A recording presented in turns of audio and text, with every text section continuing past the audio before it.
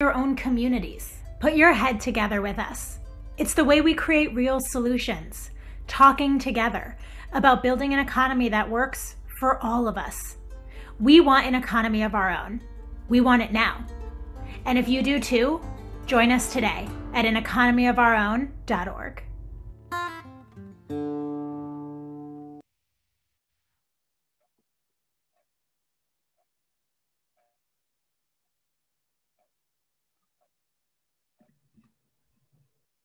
Hello and welcome everyone to a Zoom of our own this evening. We are so excited to have you here, and if you would like to share in the chat your city and state where you are joining us from, we welcome you to do so. I am Elaine Ball and I am the tech host, so I'll be behind the scenes most of the evening, but feel free to send me a private chat if you have any questions. Our webinar this evening is in a webinar format on Zoom instead of a meeting format. So some of the Zoom features are a little different. If you would like to raise your hand, one of our panelists or our Economy of Our Own advisory board members will reach out to you in the chat to answer your question. And I will turn it over to Carmen to get us started. All right, hello and welcome everyone. I am Carmen. I sit on the AEOO advisory board. My hair looked much better in that video. And I also steer our digital strategy across different platforms. I'm also a self-decreed feminist superstar who writes and edits feminist essays, hosts and produces feminist podcasts and shows, and works with organizations and individuals as a strategist and a community builder. And I'm extremely excited for tonight's conversation because I think we have spent many years recently, the last 4 come to mind, really having to focus on what was right in front of us and watching a lot of stuff slide backwards. And so I am extremely excited for tonight's conversation where we can look forward further than we have and really start envisioning what that big idea is that we're working towards.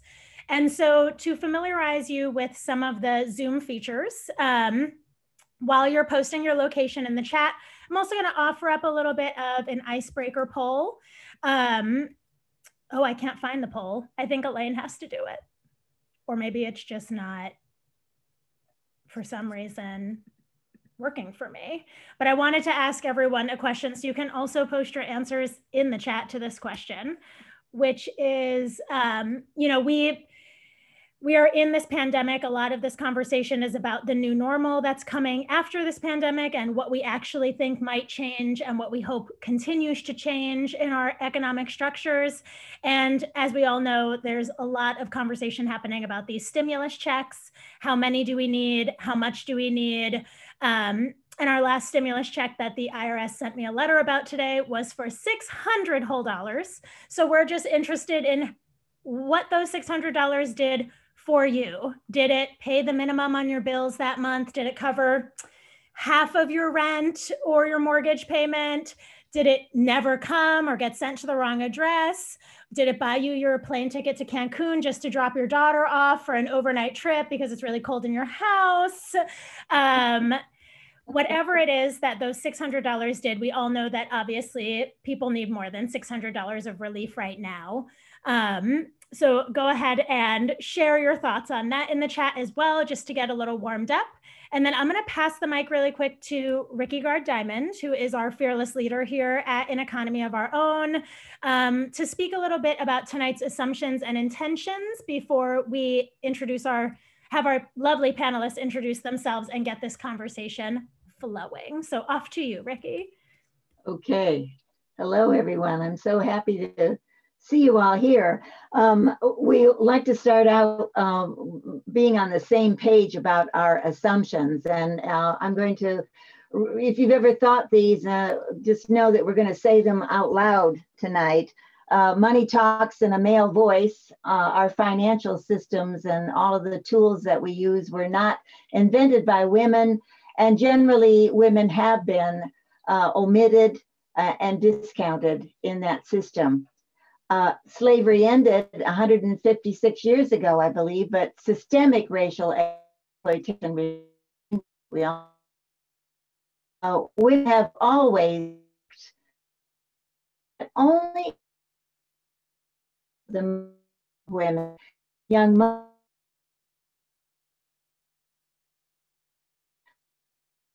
women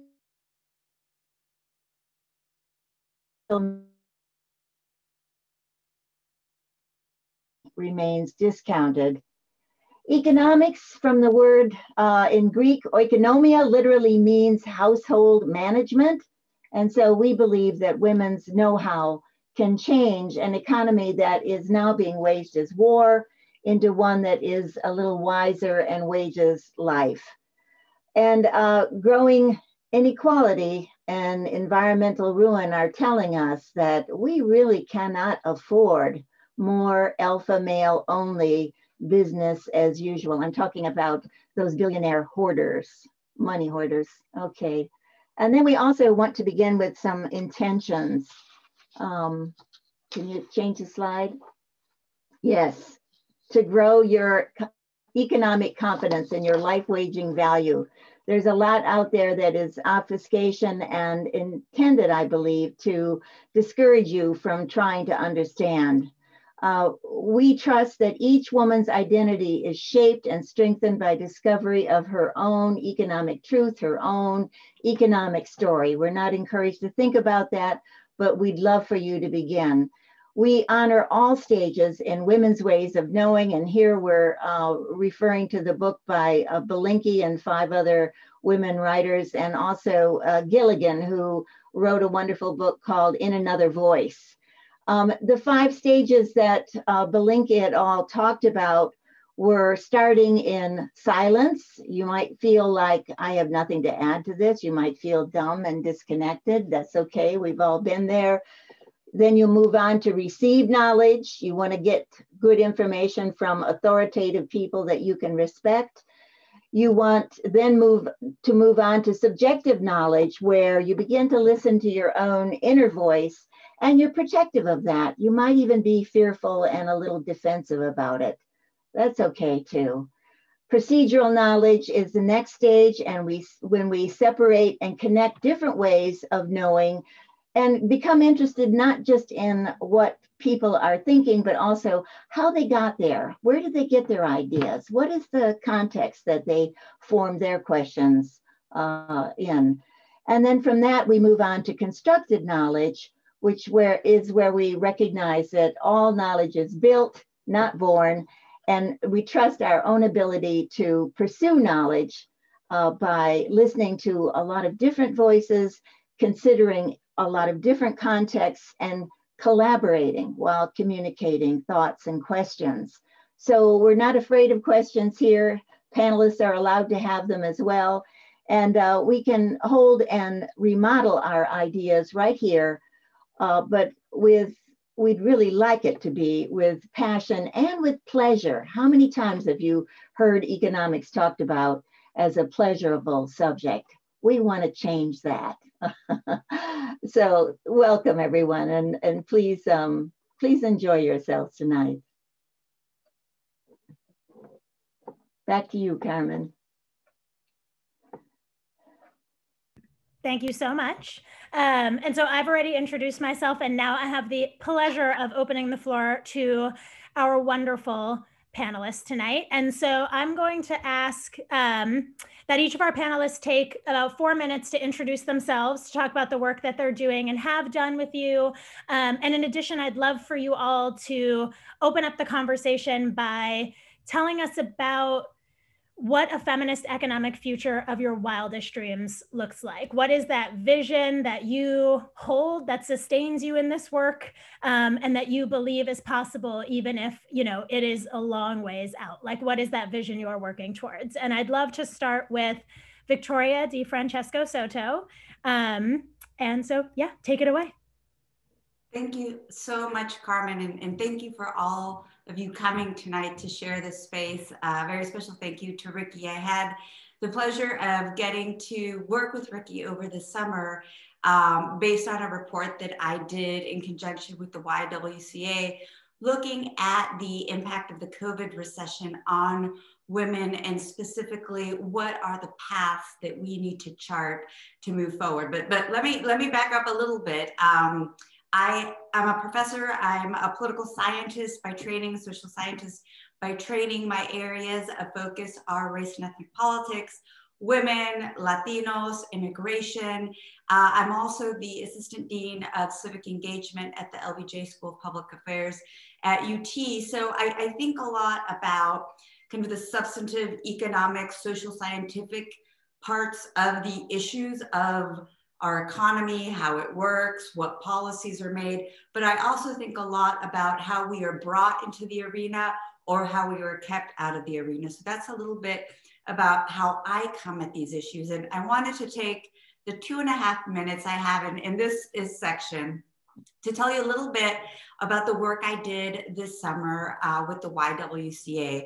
And it boiled down to the fact that this recession, the nature of COVID shutting down spaces of congregation, hit women the hardest because we are overrepresented in the service sector.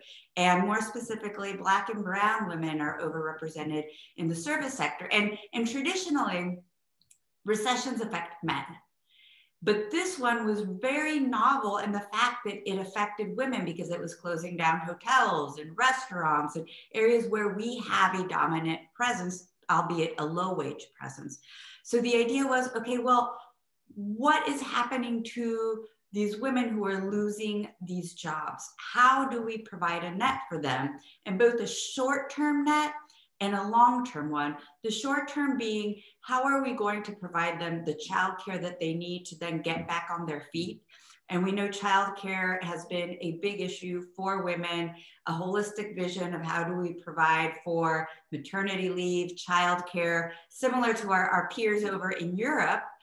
And so that was one piece of the report, and I'll drop it in the chat and I invite you to read it. But what I want to talk about here before I pass it back over to Carmen is the idea of future of work. And I want you to really think deeply about this as we're thinking about an economy of our own, because a lot of these service jobs that left, you know what, they were already on the chopping block to begin with because of AI, because of technology. So we need to get really serious really quickly about how we are going to retrain and retool women who will no longer have these service jobs available, be it in non-traditional or traditionally male professions, such as apprenticeships, or if it's figuring out how we provide women stackable degrees, if it's gearing women towards STEM since early on so they can code.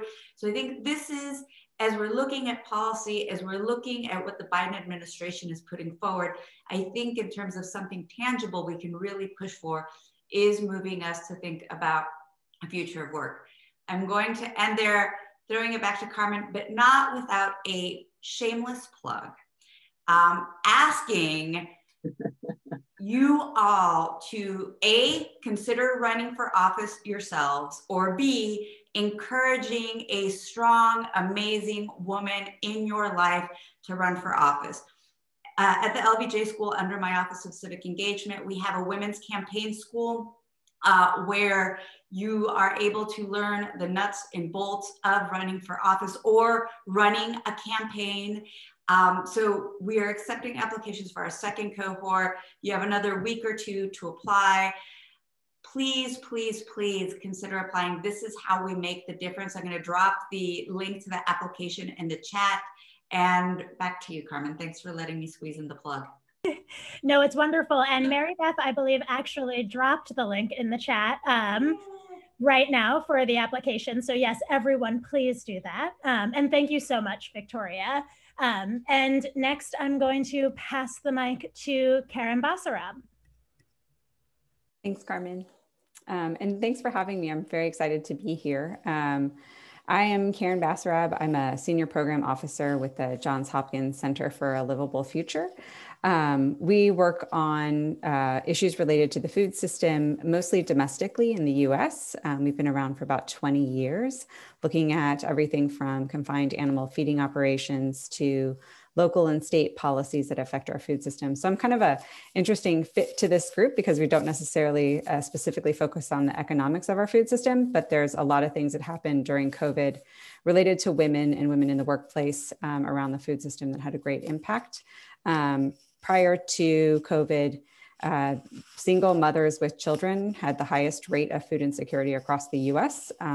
And also food workers, especially food chain workers, were reliant on SNAP. There were some things that were not working with our food system prior to COVID. And what we happened after the pandemic hit is that it just exacerbated the issues that are related to our food system and caused a lot of disruption in terms of lots of families wanting to or having to receive emergency food, not having the capacity to be able to provide emergency food to them. And so there's a lot of interesting shifts that are taking place in reshaping how we think about food, our relationship to food, and the support for farmers, especially related to small regional farmers. And a lot of them are impacted by a lack of childcare as well. So there's a lot of ties back between women in the workplace, especially related to our food system. In particular, I work with coalitions that are state and local based around the US that are trying to make changes in their food system through policy, through local policies, county, state, and some working at a federal level. In my wildest dreams, what I would want for a feminist future is definitely, I think there's a need for childcare, also for paid sick leave and healthcare for women and families. But I would also say just like non-policy related, a shift in our perception of who needs to be the caretaker within our families and upholding more men in that role of taking care of children as well, and equal and just compensation for women for the work that they do. I'm a fairly new mother, and so wearing lots of different hats now, and there is no compensation for being a mom.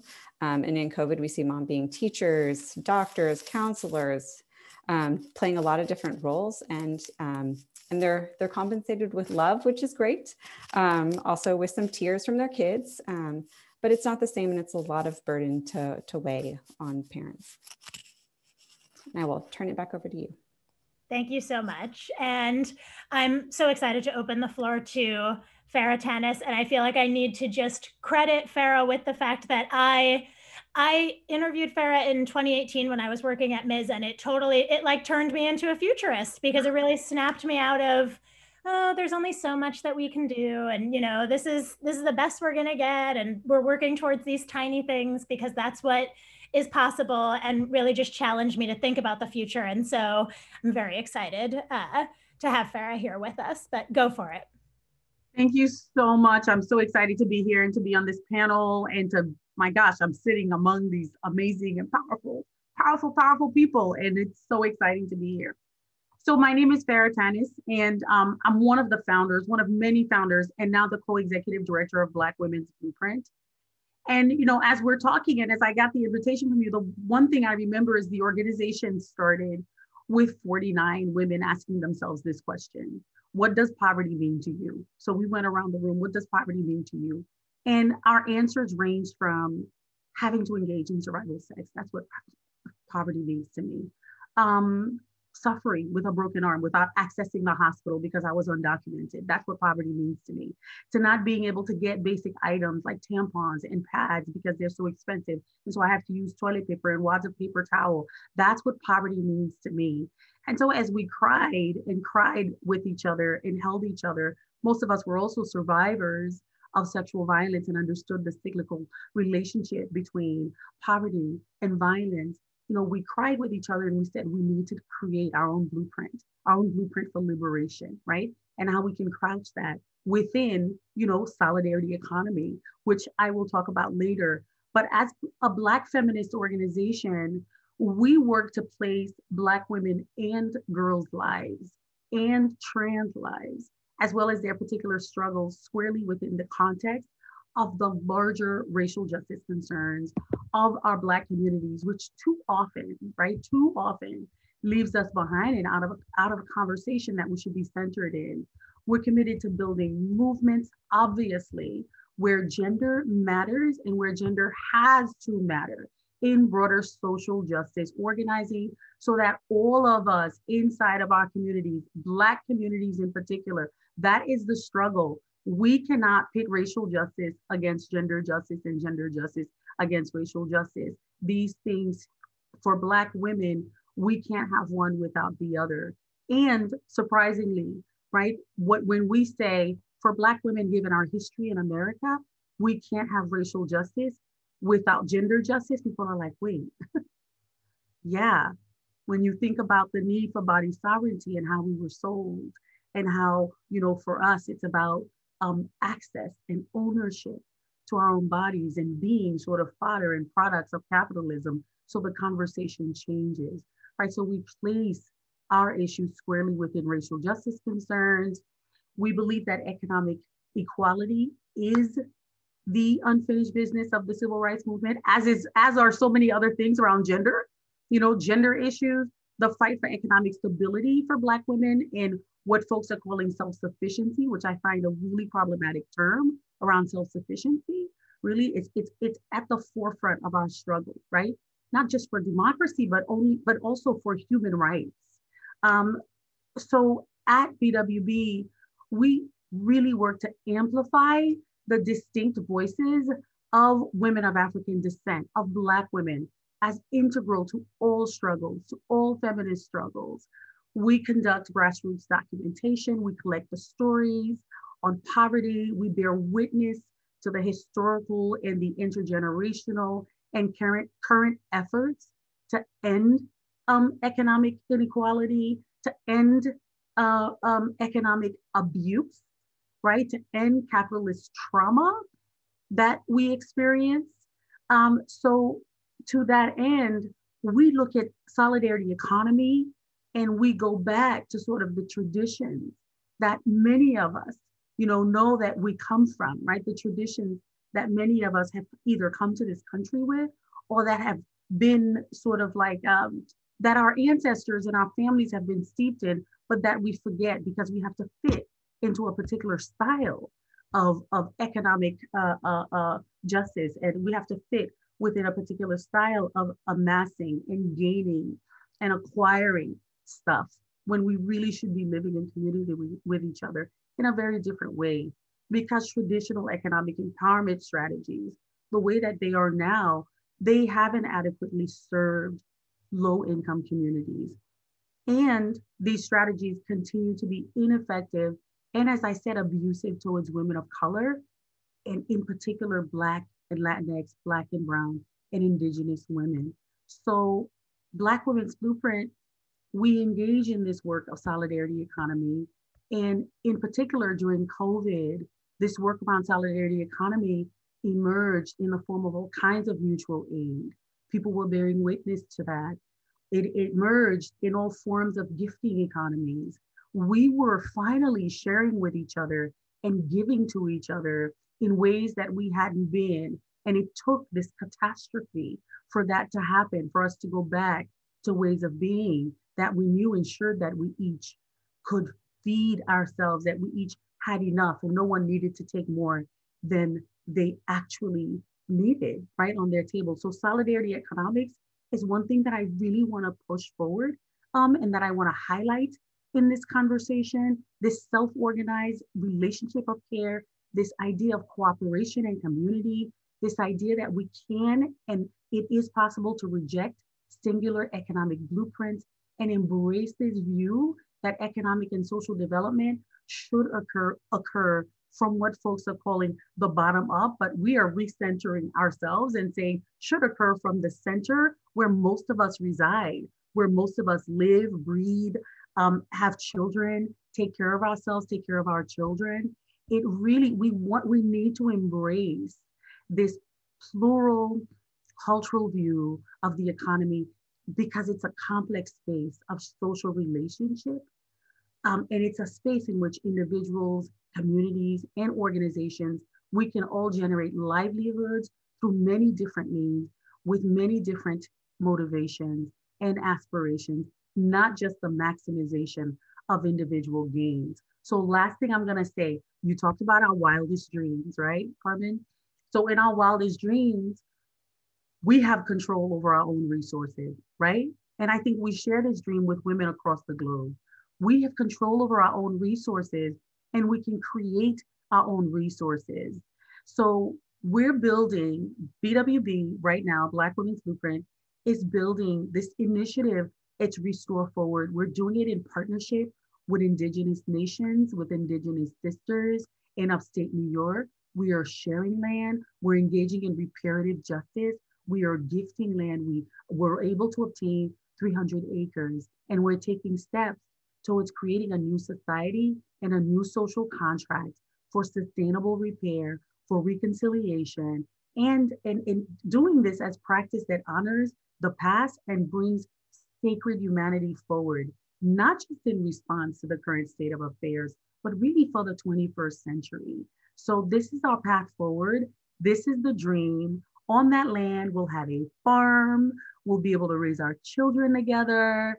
You know, there's so much we can do. If we give women land, they can build legacy, right? And it doesn't have to be a legacy that is just centered on sort of like coin, but it's really legacy, a legacy of liberation, right? And a legacy of looking at the world differently and living differently and ensuring safety, dignity, economic security, et cetera, all the things we know we want.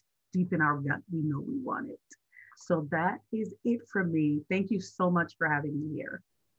Thank you so much. And we have now had 3 really powerful ideas for what the future could hold, what we hope the future holds. And, you know, Victoria, you in particular you have been focusing on this ground that we've lost. I mean, you know, it's really heartbreaking to think about the last 4 years and the pandemic and just see how much ground we had gained that has now sort of evaporated. And I'm interested, and I'll open the floor to you, Victoria, but then Karen and Farah, feel free to, you know, pop in with just what is the absolute sort of, what is that bare minimum that we need to do to make sure that, you know, people are talking about this new normal? How do we make sure that there's a new normal when it feels like we're talking about it, but there's no tangible way to ensure that we'll regain that ground, and that once this is over, we'll make sure that that ground can never be lost like that again? Right, thanks, Carmen. So I think that we need to be stubbornly forward-looking and realizing that even if we can grasp back a couple of those low-wage service jobs that we lost, that those are still going to disappear in all likelihood, or B, not be sufficient to sustain ourselves and our families. So we need to push ourselves and support our communities to make the investments in ourselves, which is easier said than done, right? But if we can get women, especially in certain instances where there are these wraparound programs where you can find childcare while women are able to retool and gain skills and then, you know, kind of enter the workforce at a higher level. I think this is where I really want to push women who are in those vulnerable positions to look forward, because the low-wage jobs, even without, you know, technology and the 4th Industrial Revolution, are not meeting our needs. And, you know, like I said, they're disappearing. So, you know, these wraparound programs that we see in different pockets, and we write about it in the report. You know, in Kansas City, there was a great model. There's been, you know, some models here in Texas. As community stakeholders, we need to expand out these models that provide women the assistance in terms of childcare, in terms of navigating an educational system which they may not be acquainted with, and providing those on-ramps for them to allow themselves to have not just, you know, a minimum wage job, but a livable wage job, and something where they also feel fulfilled. So I think it's looking past the immediacy and looking into the medium to long term. Right. And I'm curious too, Karen, like we've seen a lot of food insecurity during COVID, but we also know that there was a lot of food insecurity before COVID, and we were just able to, you know, not see it and not pay attention to it or not think about it.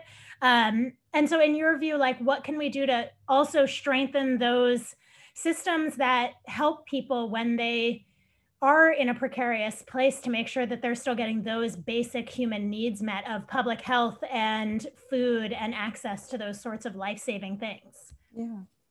So prior to COVID, the food insecurity rate had been dropping incrementally, and then it shot up when COVID hit because of unemployment and the jobs going away. I think one of the things that we're seeing is that the system that is built on an emergency food system is built on this idea of charity. So people are giving away food and it's going to families in need. And yet there's not this effort to address what's causing people to be food insecure. And it goes back to them losing their jobs or not having jobs that provide a sufficient wage for them to have to meet a standard of living, to be out of poverty. And so I think it goes back to this need for our emergency food system is a Band-Aid. It fills in a need when it's there. SNAP is much more efficient and effective because people are given benefits that they can then use to buy food versus going to a place and having to pick up. But you have to qualify for SNAP too. So, you know, this system, it fits in an emergency, but it can't be the solution. And right now it is the solution. And so we need to go back to what is causing people to be unemployed, unable to meet the needs of their families, and really come up with solutions that are longer term, increasing wages, providing childcare, providing paid sick leave so that individuals that are in low wage jobs that don't have health insurance, don't have paid sick leave. So if they work in a grocery store or at a restaurant, they're still going to have to go to work when they're sick because they need the wages because they're not earning enough. And so in COVID, when you think about it, if they have it, they're going to work and then spreading it. And so it becomes even more dangerous during this time period. So these safeguards need to be put into place so that people don't have to rely on this emergency food system. So we need much more robust policies and a focus less on just the emergency provision and more on the underlying causes of why they're going to food banks. Right. And I know, Farah, that Black Women's Blueprint has been doing some COVID-specific stuff, highlighting the impact, the gendered and racialized impact of COVID. And I'm curious, like for you, what is the sort of more short-term, not vision, but what are those things that you see that need to be rectified immediately if we do want a new normal? What are the policy changes and stuff that we need to see to make sure that post-pandemic, you know, we don't just go back to what was broken, but we actually support the people who are suffering and then also start something better? Yes. So at BWB, what we're doing is we are meeting people where they're at in communities, right? So we're meeting sort of immediate, these are the immediate sort of urgent needs, you know, providing food, providing, you know, different type of services. But, you know, that's one thing, that's one organization. I think that there needs to be a restructuring of the way that organizations work.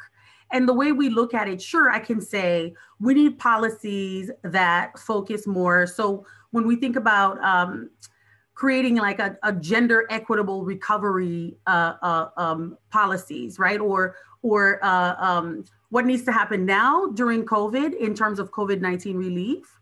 But then we also need to look at permanent policies. So that's those that support women's work and caregiving as well, right? Including caregiving. So we need in the long-term policies that can create a robust infrastructure for how caregiving is provided, for how, because in communities of color, women of African descent, Black women, we take care of our children, we take care of our elders. And I know that is the same in many communities, but the burden on us, it's so much higher. There's so much that was happening before COVID from you know, resistance and struggles and organizing around, you know, living wage, around equal pay. But I don't think after COVID that that's going to be enough. Fair and equal wages cannot just be about equal pay.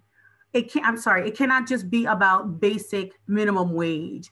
It's got to be about really, and not even a living wage, because what's considered a living wage right now to me is still not enough. It has to create pathways for women to be able to become independent, to have a place and to have systems in place for childcare, for elder care, because we're taking care of all that. We need to create stronger workplace protections so that we eliminate sexual harassment, we eliminate discrimination, we create new hiring practices so that women, even those who are coming out of incarceration, can get the jobs that they need anywhere, everywhere that they need. There needs to be pathways towards new forms of job training. Now, this is me talking within the context of the economic structure and systems that we have now. But more so, and I hope we talk about this, I think we'll talk about this later, there needs to be reparations. There needs to be not just reparations like, here you go, let me give you a check for this and for that, but we keep talking about land and land justice. That's part of that reparations. We keep talking about food and food justice, the ability to grow our own food, the ability to sustain ourselves. These things are also important. So policies that ensure that there's access to land, access to food, access to care, to childcare, access to elder care, a living, more than just a living wage, but wages that ensure that we can make it and we can support ourselves and pay the bills that we are forced to pay within the society is important. And again, the strong workplace protections for women, women of color, women in domestic worker jobs, women in the service industry are also important for after COVID, and also in the immediate for those who still have to report to work. Right, and actually you did, that was my next question, was that there's, in our curriculum, we've highlighted a few exciting solutions for folks who are attending to learn about that are being advanced. The Marshall Plan for Moms, HB 40 and the first hearing that's being organized right now by Representative Sheila Lee from Texas about reparations. What are some of the big policy packages that are maybe in Congress or being formulated or talked about right now in the Biden administration as they set their agenda for the next 4 years? Like, what are some of those immediate solutions that you're seeing advanced right now that you think are strong first steps towards these like ambitious visions that we all have for a better economy? Was that to me? I'm happy to open that one up to anyone. Anyone. So, Mm-hmm. I'll let my colleagues take some of those. Carmen, I'll take a stab at what we saw in terms of the first stimulus plan with regards to childcare, and we're also going to see other things, because to put this into perspective, we saw over half of the childcare centers in this country close, and that just really hurts all women. It hurts working moms, and it hurts the women who work in the childcare centers. And we know that childcare center workers are 98% female. And within that statistic, we know that the overwhelming majority are Black and brown women. And we also know that they tend to make less money and have less benefits than folks in other industries. So, we did see some money go to the childcare industry, but I think that this is one space where, we're seeing folks like the YWCA, who I was working with, and other advocates push to realize a more robust childcare system, from the idea of let's have universal pre-K, let's have universal pre-K 3, let's have universal pre-K 4.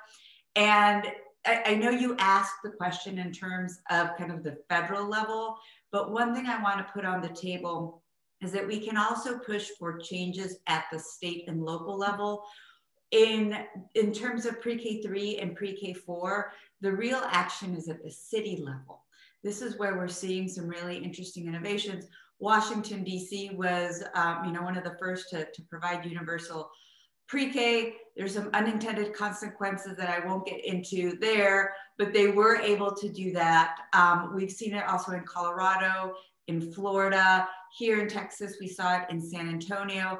So in terms of thinking about what we can do as advocates, what we can do as folks who have a voice in our community, is to push our lawmakers, both the Sheila Lees, for me, and I'm not going to say Ted Cruz, but our other elected leaders in Texas, to push on, kind of the federal level stuff to see that more money is going to the block grants for our childcare centers, but also speaking to your city council members and to your state legislators about what can be done to expand out the childcare opportunities at your local level. Awesome. And Farah, what about you? Absolutely, I agree with what my colleagues just said. And there's a lot of conversation now about moms especially now need to be considered essential workers, right? They need to be considered essential workers. And in addition to policies and relief and services and support around childcare, policies around family leave in general, right? Increased funding and all of those things. There is this conversation around reparations that I started. So when we think about what's happened with white supremacy, right? And sort of like these uprisings and these just, terrible moments that we've just lived through and that I suspect will continue and will, raise up again. There's really been this conversation and these discussions around reparations. And for us, that's incredibly important. It's a conversation that we want to see advanced. The movement for reparation, again, as I've been saying, has to foreground. It has to foreground the centrality of Black women. The call for reparations, one of the things now, the call for reparations for us doesn't centralize enough what has happened to Black women and where Black women who bear the brunt of the poverty burden inside of our communities, what that would mean for us and what that could look like, how we could be part of that conversation. It has to give special attention to the compounded discrimination faced by women and girls in our communities. And really, there has to be a request for the US for our policymakers to implement policies that really do provide them with effective remedies. And as I said before, not just remunerations, but really to mainstream a gender perspective when designing and monitoring public policies. Policies are made, yes, and they impact communities, but policies for women around reproductive health and reproductive rights, for example, right? We need to ensure that women continue to have access to that. In some of the states, there is no access to that, right? To me, that's part of it. Those conversations should be folded in to what reparations looks like because of the historical issues, the historical devaluing, the historical abuses of Black women's bodies, the lack of ownership that Black women have had over their bodies. So conversations around reproductive health and rights and reproductive access, reproductive choice, should be part of those conversations. It is due to us, it is owed to us, as it is owed to all women, really, when you think of it, right? Of course, it's owed to all women. Adequate access to maternal health care should be one thing. Adequate access and funding to end Black maternal mortality crisis has to be folded into the conversations around reparations. It should be problematized. It should be complex. It should be put within the context of gender. It should be looked at within a feminist perspective, because the price for Black women has been steep, and it comes in the form of intergenerational trauma. So reparation really would go a long way if we began to look at it as, what type of healing services around trauma, around violence, around maternal morbidity, around poverty, what those impacts have been on generations of us, so that we can start from a point where we can heal, right? So when we talk about self-sufficiency, the terms that we keep throwing around, when folks talk about self-sufficiency, they begin to realize that how do you even start to think about self-sufficiency when you're dealing with intergenerational trauma and when there are no resources to heal from that, so that we can flourish and so that we can be at the table, so that we can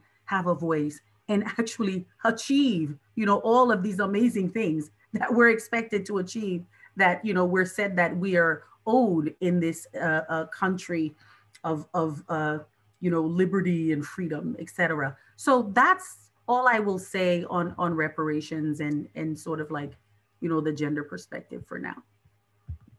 Awesome. And Karen, are there any, and definitely Victoria, what you said is so true, like state, city, federal, are there any sort of interventions or remedies that you're seeing right now that are exciting to you or that you think could work if they're expanded?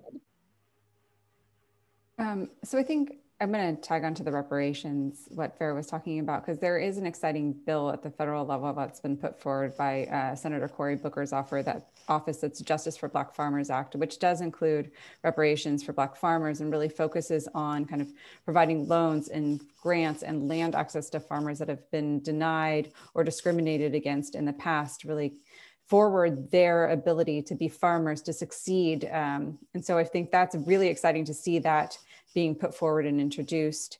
I think he's got a couple of other bills that deal with climate and also food systems, farm systems reform that really tackles kind of CAFOs and consolidation of corporate agriculture and the impacts, the environmental impacts that particularly hurt low-income communities that are mostly rural, not mostly rural, but they tend to be rural, they tend to be low income, they tend to be communities of color as well. And so really kind of putting the onus back on corporations to make up for the damage that they're causing to these communities and impacting their health as well.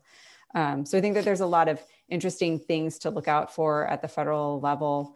And coming up, we'll also see reauthorization of the Farm Bill, which has an impact on the SNAP program, and child nutrition reauthorization, which have an impact on our school meals programs, our summer meals programs, kind of all of those food and nutrition programs that support our children and families.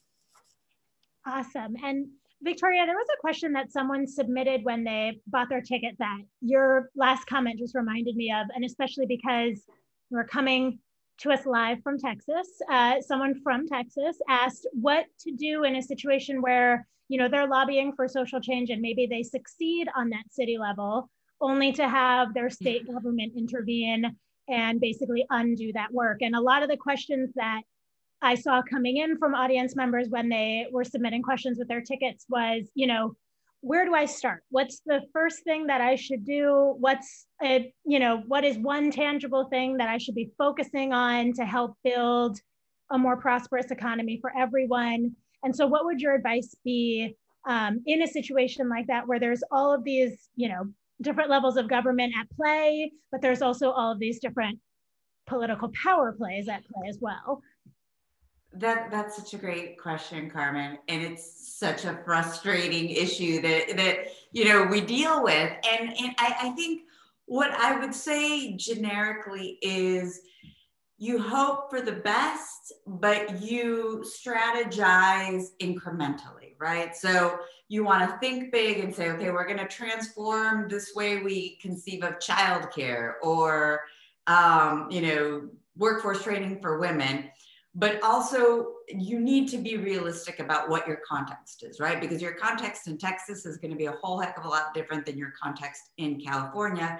And I think that we need to figure out what are the steps to get there. Sometimes you have to push the envelope and you'll get your hand whacked. But, in pushing it forward, you got that inch, even though you were thrown back a little bit. So I think that when you're looking at your own local context within a larger state context, is having that grasp of what can and can't be done and what moves the ball forward, even if it's thrown back to you, and find the stakeholders who and you trust that can advise your community to do so. Here in Texas, we are very fortunate to have some great advocates. We have Move Texas. The Texas ACLU does phenomenal work. We have the Texas Organizing Project, and we've seen just over the last decade this flourishing of projects here in Texas. So I think that the first thing is A, don't get frustrated, and B, find those stakeholders in your community that have been on the ground and have been in the trenches. Because I think that's where you get the best direction about what you can do. And most importantly is don't ever get discouraged. Politics is a long game. And folks who have been working in a legislature for a long time, they know that it's not like a schoolhouse rock that, you know, the bill goes and it becomes the law. Usually a bill takes about a decade to pass. So I hate to say it, but politics and policy is slow and it takes some patience, but we just got to keep, you know, ramming at that door to get what we need for the sustaining, you know, a sustaining environment for our most vulnerable women. Definitely. And Farah, something that struck me too about the same question is when we talk about, you know, which level of government to focus on and what tactics to use, I think about the work that you are doing sort of in this intervening period where we have not reached the vision. And, you know, a lot of it might require institutional investment, but you and Black Women's Blueprint have also done a lot of grassroots, just community-oriented work. And so I'm curious, you know, for folks who might be interested in tackling some of these economic issues on more of a person-to-person level, or might be in a situation where, you know, they have a hostile local government and they can't really make as much progress as they want. What are some of these grassroots places where people can start taking care of each other and changing things together?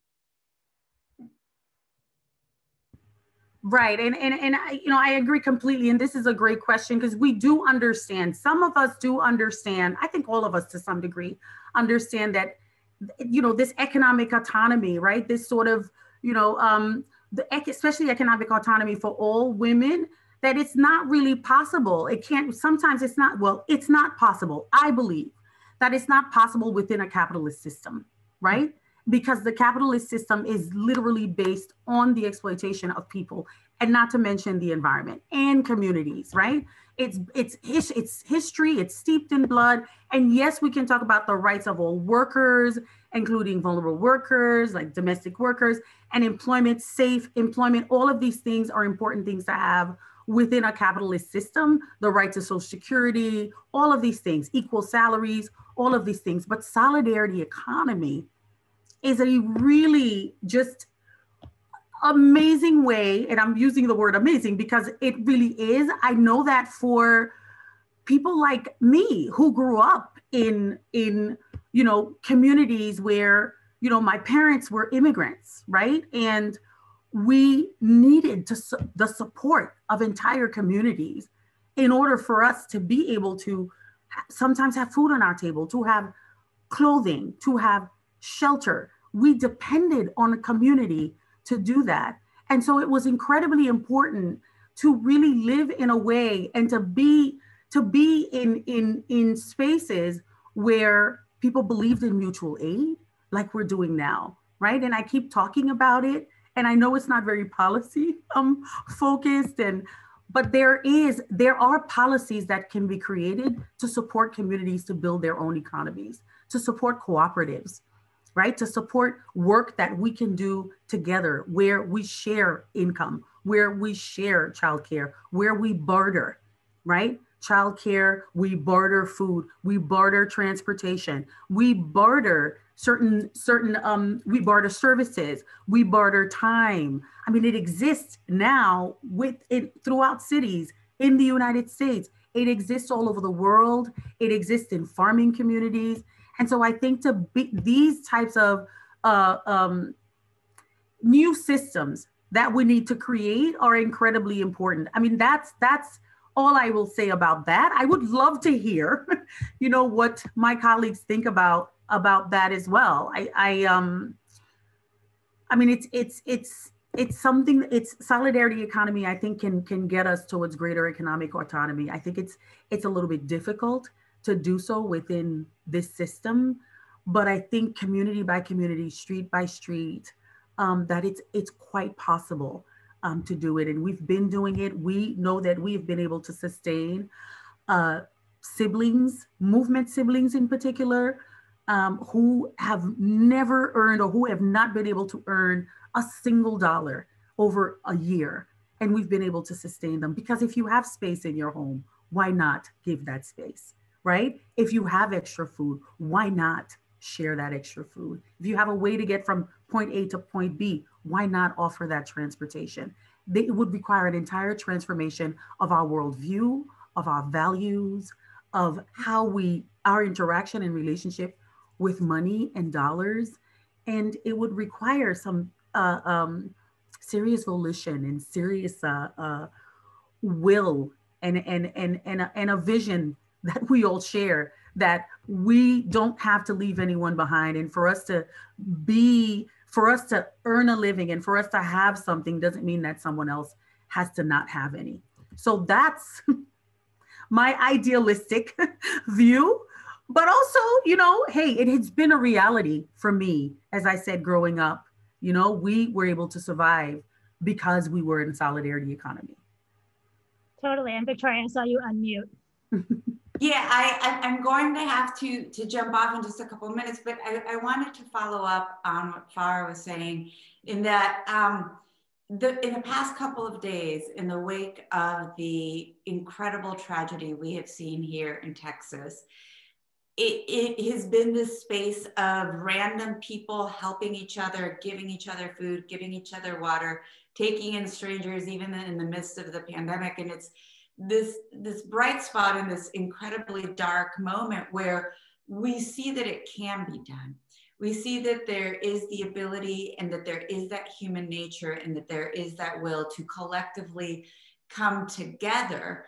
Regrettably, we see it in the time of a complete and utter policy failure and a crisis, and lives have been lost. But as you were speaking, Farah, I was thinking about what I have seen with my own eyes in the past couple of days. So I think that for me, coming out of this tragedy, that is one bright spot that reminds me that it's not just theory, that it really can happen.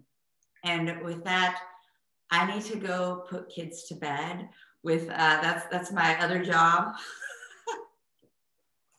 Thank you so much for being with us today. It was such a pleasure to be in this space with all of you, and you know, reading in the chat and seeing the engagement of this group. Thank you for all of your work, and remember, apply to the LBJ School, because the only way we're going to get things done is if we have a seat at the table, and we're going to bring our own folding chair to that table. So, mil gracias. Thank y'all. Thank you so much. Bye-bye. And Karen, I also thought of you when Farah was talking, because I feel like when we talk about food systems, I mean, yes, when I think about hunger, like that doesn't make sense to me at all, because no one should have to earn food, right? Like in an ideal world, no one is hungry. But I do think that there's also so many ways to intervene in our very fractured and sort of broken food system here in the US and even in more local ways. And so what are some like people-based solutions or sort of starting points for intervention? Like how can people individually contribute, and then how can they be part of a collective push towards a more sustainable and equitable food system? That's a really great question. And I think the food system as a whole right now is coming to this reckoning with what it means to be equitable, what it means to deal with race and how we approach our food system. And so there's a lot of transformation that's taking place slowly, but it is kind of happening, and there's some really difficult conversations that are happening as well. But the notion of like a solidarity economy, you know, I think is something that fits really well with our food system, because food is what nourishes us. It's a basic need. And so how we got to this point where our whole food system has been, is based on this capitalist system doesn't work. And we're seeing that, and we're seeing failures in it, but we're also seeing like small collective opportunities and things happening with seed saving and seed exchanges. We're seeing urban gardens where people are growing food and giving it away. They're sharing space together to grow food, to nurture their families. They're having community dinners.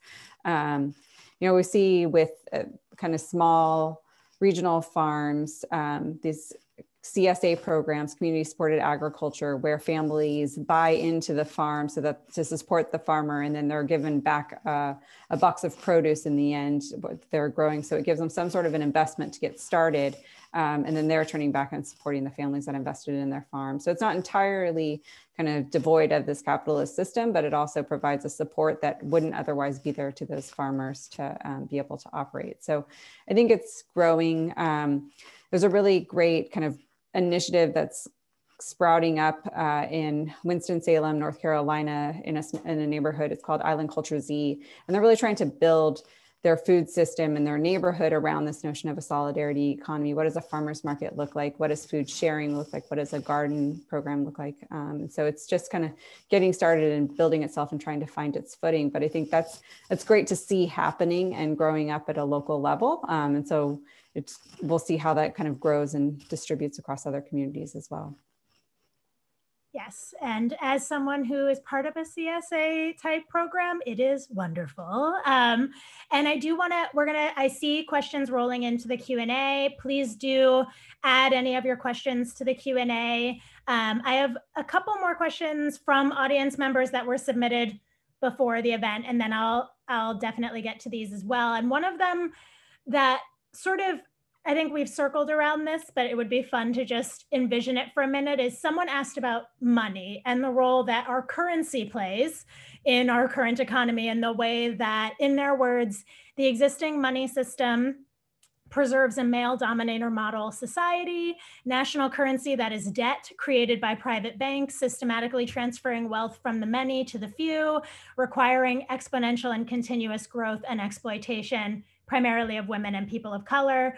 And I'm just curious about what you both feel we should measure our economy around instead. You know, we had a session where we talked about a caring economy, and we had Rianne Eisler on, and she talked about, you know, the happiness index and all of these different ways that you can measure the health of an economy, and also value, and the value that things have and that people earn, and all of this stuff. And so when you think about those big ideas of, you know, like Farah, like you were saying, like an end to capitalism seems very far away, unless it's like a crashing and burning of capitalism, which might happen sooner. But just this idea of what else could we use in a solidarity economy, in a different economic future, to measure how much things are worth, to talk about how much things are valued, if we got away from this idea of GDP and money and what money has become?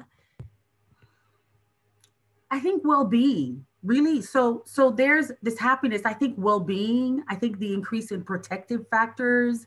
I think through capitalism and the way that, you know, money is prioritized, we see all kinds of things being done as a result of money in our communities, the increases in violence. I talked about the cyclical relationship between violence and poverty and the lack of access, right? And then the more lack of access you have, the more poor you are, the higher the risk for violence. And so there is this sort of overall lack of well-being, right? And then you could look at well-being in different areas, right? I think that if we were to look at, if we were to think about creating alternatives, right? Somebody, the sister who just left talked about bringing a chair to the table. You have to be at the tables, and let's bring a chair to the table. And I agree with that. And for those of us who don't have a chair, we're gonna have to create our own tables, or we're gonna have to create a circle and sit on the ground and say, this is the table. We've named that this is the table. Let's all sit around that table. So it's, for me, it sort of goes even, you know, it goes even further to look at the full well-being of community. It means that we completely refuse to participate in any economy that depletes and exploits and that denies us a chance to manage our production, to have control over our reproduction, right? And you know, it is a well-being index. I'll just put it that way. And not just our well-being, but the well-being of our neighbors and the well-being of the planet. You know, these are sort of like, for people, it's like, wow, this is sci-fi, this is utopian, but it existed before at some point, right? It existed before. Somewhere in our existence as human beings, it existed. Today is not the only day. You know, this time that we're living in is not the first, it's not the last, right? And it's not the first. And so I think that there is a struggle for us to look at our cultural well-being, our physical well-being, spiritual, emotional, relational well-beings. I think that's that's a good way to measure it. And we would need to do the work to really look at what that means. And we'd need to do it collectively.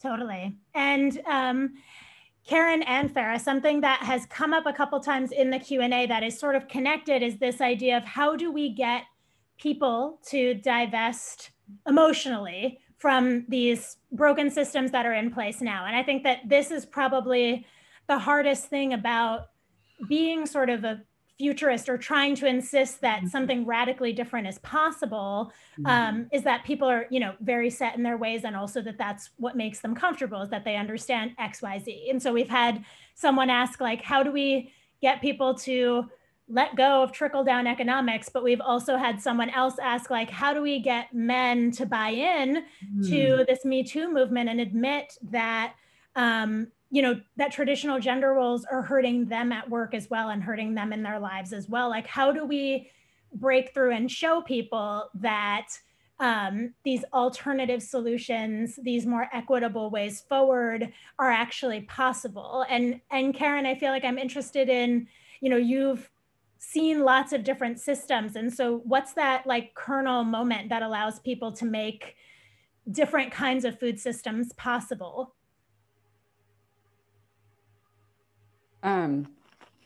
Yeah, it's a good question. I'm trying to think of like, when is that aha moment for people? And I think that, talking about making an immediate change of divesting from this huge system is really scary for people. There's a comfort in it. There's a knowledge about how it operates, sort of, kind of a knowledge of what they're doing. And I think doing it incrementally, like start with a small investment in a community, in a local business, in your neighbor, in something that you can see the tangible impact from.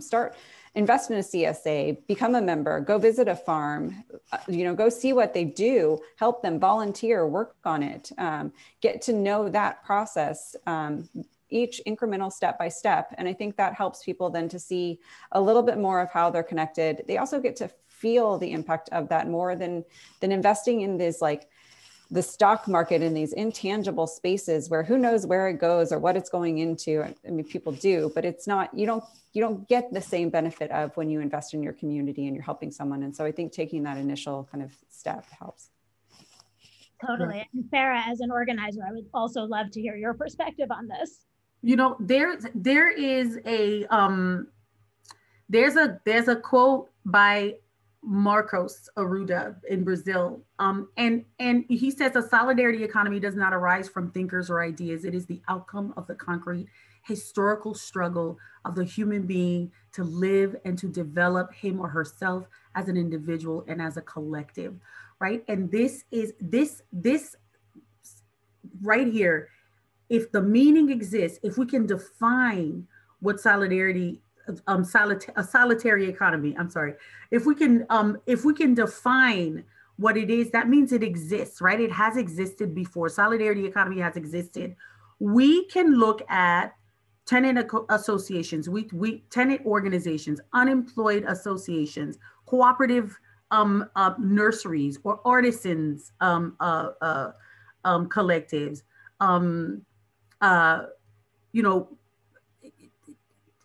consumer clubs. There are so many things, people who create local currencies, anything that goes against these go against these they willfully go against this predominant economic models like capitalism.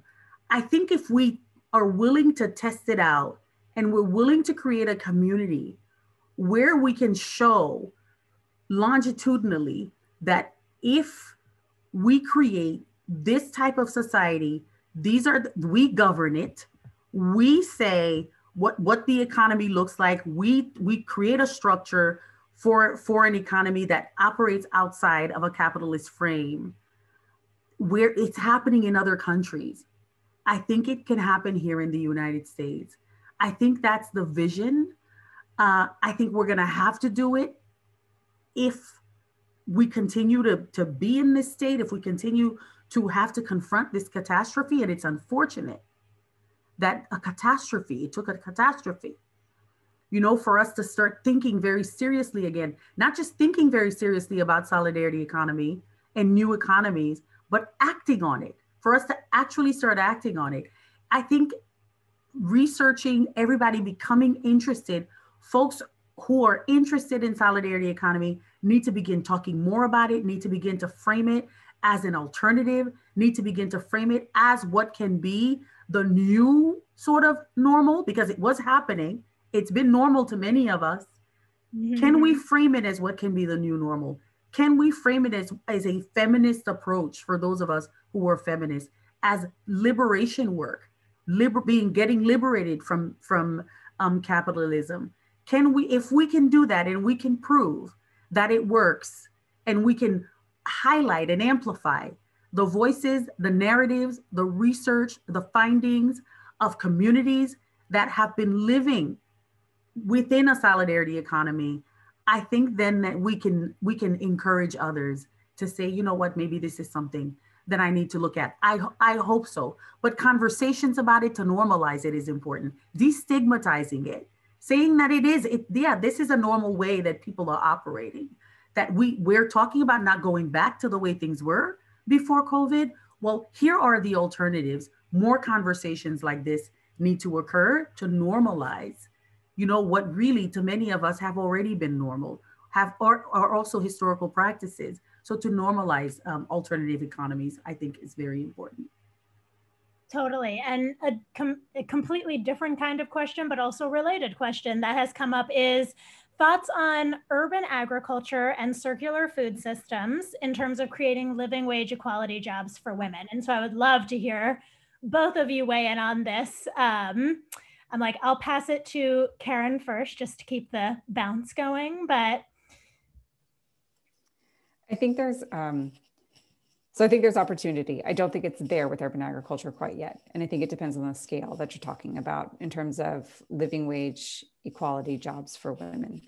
There's a lot of efforts. The USDA is now creating an Office of Urban Agriculture. There's funding that's being invested into projects and research and data, which I think is a start. I think the intent for urban ag to create living wage jobs is more aspirational than it's actually shown to do thus far. But that's not to say that there isn't the opportunity for it too. I think that women are engaged in farming, not to the same degree that men are, but there's also childcare responsibilities for women. But you see a lot of young, new farming families starting up. There is definitely an interest in kind of local farming initiatives. But the childcare burden then once again falls on women. And so, you know, there's this tension in terms of being a farmer and making that your livelihood. You still have to have those supports around you to be able to work in that space. You need the childcare. Insurance is difficult for farmers. You need the support, the funding to be able to do it. It's an investment. So I think, you know, to get to that point where urban ag serves that purpose and has kind of these equal wage jobs, particularly for women, there needs to be lots more support provided to them as well. Totally. And Farah, you talked before about farming and right. We're just starting to get into that arena.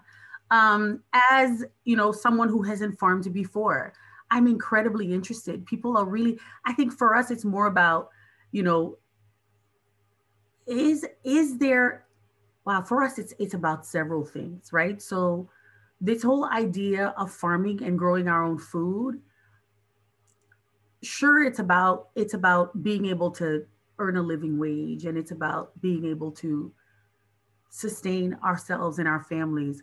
But for us in the age of COVID, we started looking at it also as being about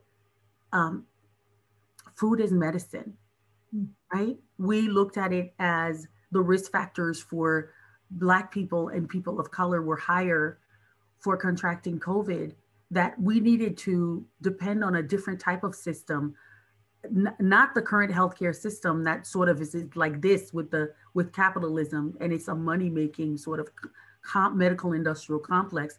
But we thought about it in that way, that we needed food as medicine, we needed to grow our own, we needed to go back to sort of plant medicines. And that's how we looked at it. We are just learning as far as how we're going to earn a living wage and turn this into, I guess a business or something that turns a profit. We can't quite say, but we know that all of us who are farming will be able to eat, and we hope to create farm shares where we will give that food out for free. That is where we're at with it, but it's a very good, I think it's a very good question. And so we are seeking partners because we are still, even as we are thinking about creating this community, this collective community, we know that we're still living in a capitalist society. We know that we're still looking at a cooperative model where people do have to feed their families and they do have to earn a living. And so, even though we will be controlling our own resources and productions in that way, we are seeking partnerships to truly understand the full complexity of it and to be able to meet every single person's need within, that cooperative as we learn to farm again, because we're just starting. So we are looking, to really connect with farmers in upstate and elsewhere, all over the nation, really. Totally. And I love it. I'm so excited to see where that goes. Also, I also would like to learn more about farming at this moment in time.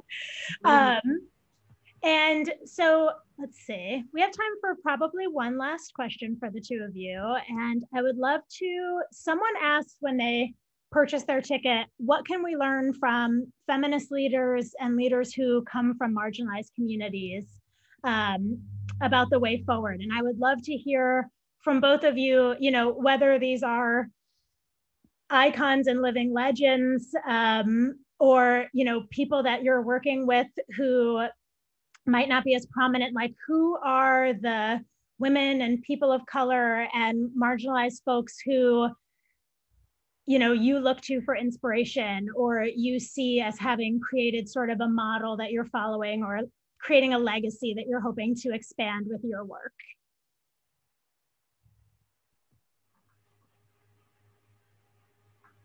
Go for it. Who's doing it? Farah. Well, Karen, I want to connect with you. That's number one. around the farming. But I think when I think about what feminists are doing around the world, right? So I think of Rebecca Lolo-Soli, who created a matriarchal village in Kenya. And it was a way to ensure that women could live lives of dignity and sovereignty, that they didn't have to depend on their husbands or their male partners for their basic needs. And it was created, and this community, the Umoja village, and they are sustaining themselves. I visited last February, as a matter of fact. And you saw the gardens and the goats, and the schoolhouse was there. It wasn't just about them. It was also about ensuring that the next generation also knew how to sustain itself, right?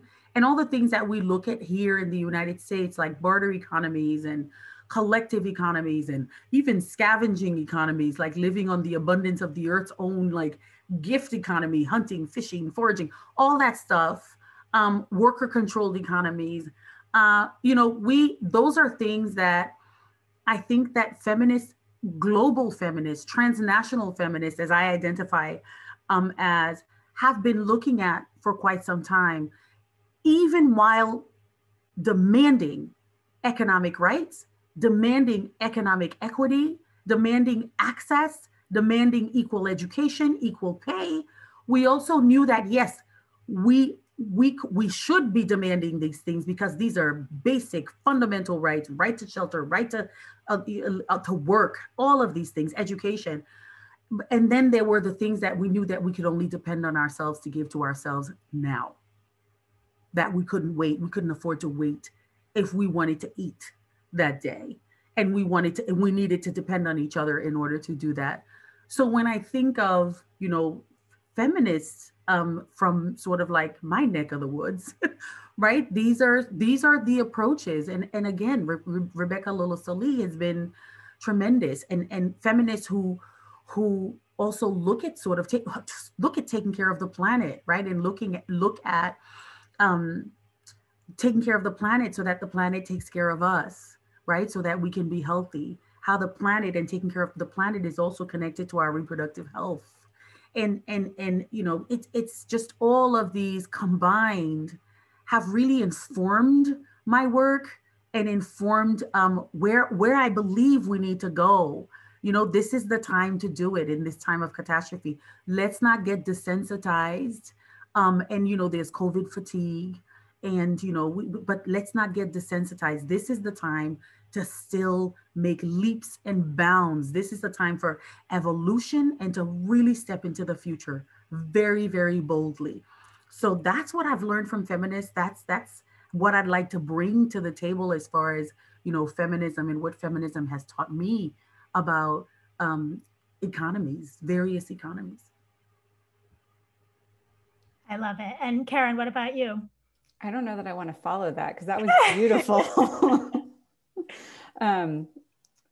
So I would say that at least in the food system space and where I work, we work with a woman in Mississippi named Noelle Didla, who's with the Mississippi Food Justice Coalition. And she's been this wonderful guiding light in terms of bringing our work with councils. I work in a very female-dominated field, but it's mostly white women that sit on these coalitions and make decisions about how the food system should operate.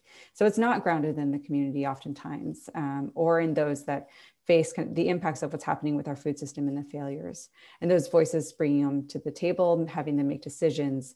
And this woman that we work with in Mississippi has really kind of always brought us back to this point of we need to lead with our values and we need to lead with the world we want to see and what values we want to see come forward in that. And so I think it's this great reminder of, you know, there's all these problems and all these things happening, but if we're going to think about the future, it doesn't need to be just about addressing the problems. It needs to be, what is that focus? What are the values that we want to see moving forward, and really getting to those, not just fixating on where the problems and where it's broken.